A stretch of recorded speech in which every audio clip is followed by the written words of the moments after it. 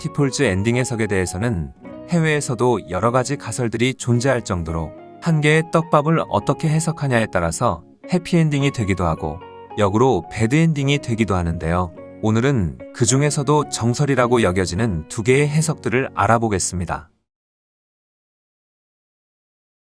앞서 엔딩에 대해서 크게 두 가지의 가설이 존재한다고 하였는데, 그럼 가장 많은 팬들의 지지를 받는 첫 번째 해석을 들려드리자면, 스토리 요약 마지막 부분에서 보여드렸던 세 가지의 저주를 기억하시나요? 첫 번째가 괴종말, 두 번째가 쌍둥이, 마지막이 상징의 저주였었죠. 이 저주들을 모두 타임라인으로 보면 시간 순서인데요.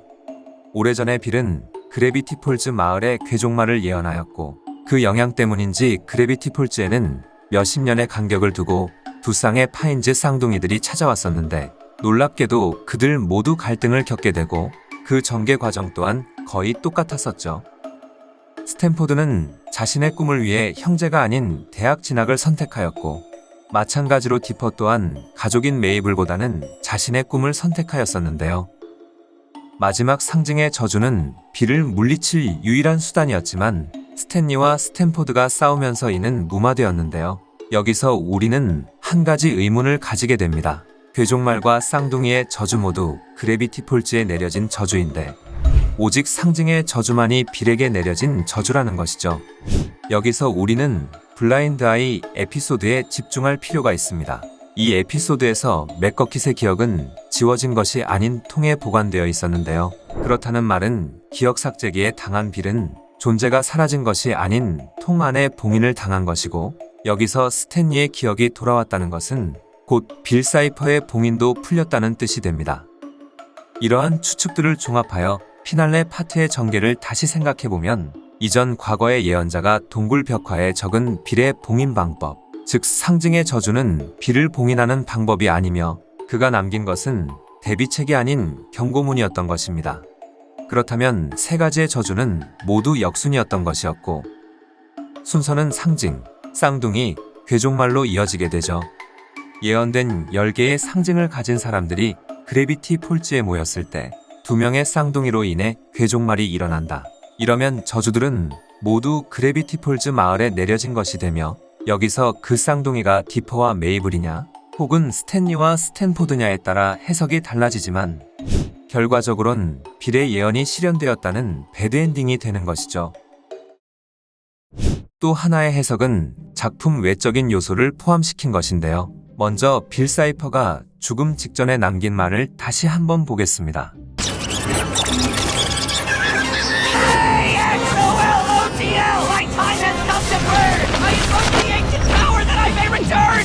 여기서 아울로트라는 존재는 외전 책에서 등장한 존재로 모든 것의 가치를 담당한다는 설정의 신적인 존재입니다. 그를 만난 디퍼는 그에게 빌 사이퍼를 알고 있냐는 질문을 하고, 아울로트는 이에 이렇게 대답을 하죠.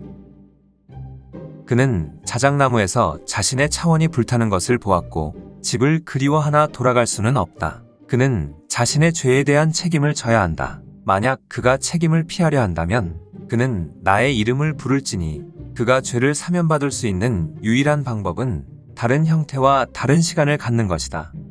이 말은 피날레 파트 이전에 한 것으로 추정되기에 어떻게 보면 예언에 가까운 말이었는데요. 그리고 피날레에서 아울로트의 예언은 완벽히 적중하여 자신의 차원이 사라지고 있는 것을 느낀 빌은 처음으로 애원하듯이 아울로트의 이름을 부르며 고대의 힘을 빌려 다시 돌아올 것이라는 말을 합니다. 앞서 아울로트는 빌이 그의 죄를 사면받을 수 있는 유일한 방법은 다른 형태와 다른 시간을 갖는 것이라고 하였는데요. 빌의 말과 다른 형태라는 단어와 마지막에 스탠리가 기적적으로 기억을 찾은 이유를 조합하여 유추하면 빌은 스탠리의 몸에 들러붙었다는 해석이 됩니다.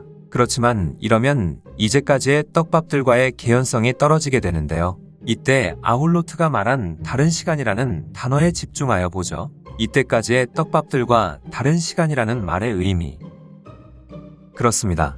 피날레 파트에서 기억을 지워지기 이전의 스탠리가 바로 스탠리의 몸으로 환생한 빌이었던 것이죠. 이게 무슨 말이냐고도 하실 수 있지만, 작중에서 빌과 스탠리는 공통되는 손짓과 말투를 보여주지만 정작 두 사람이 마주한 것은 마지막 피날레 파트에서이고, 스탠리를 믿지 말라는 마약 강아지의 말과 오프닝에 숨겨져 있던 그는 겉모습하고 달라라는 경고문들도 모두 현재의 스탠리가 진짜가 아니라는 것을 알리고 있습니다. 마지막 장면에서 기억을 되찾는 장면 또한 스탠리의 몸에 있던 빌이 사라지고 진짜 스탠리가 정신을 차리는 장면으로 해석이 되죠.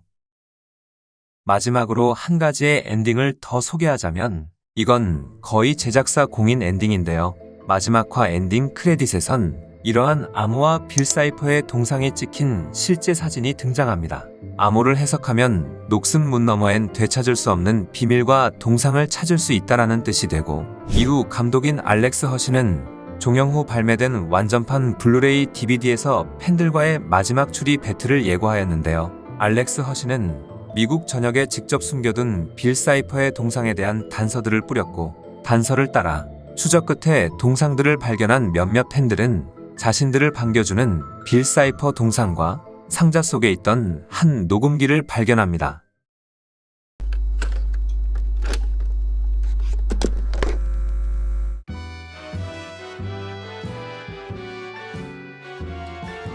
We'll meet again. Don't know where, don't know when, but I know we'll meet again some sunny day. Oh, my esophagus.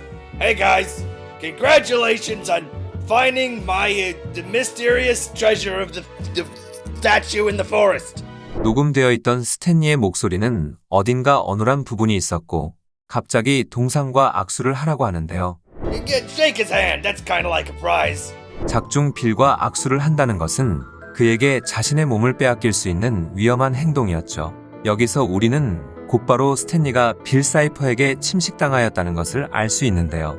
이전 강아지와 오프닝에서 스탠리를 믿지 말라는 경고를 던져준 것에 반하여 정작 작중 스탠리가 디퍼와 메이블을 배신한 적은 단 한 번도 없었죠. 이는 곧 스탠리는 처음부터 적이었던 적이 없었으며, 이 떡밥들은 남매들이 떠난 후 빌 사이퍼가 스탠리에게 들러붙었다는 첫 번째 해석이 맞았다는 것을 증명하는 아주 결정적인 증거들인 것이죠.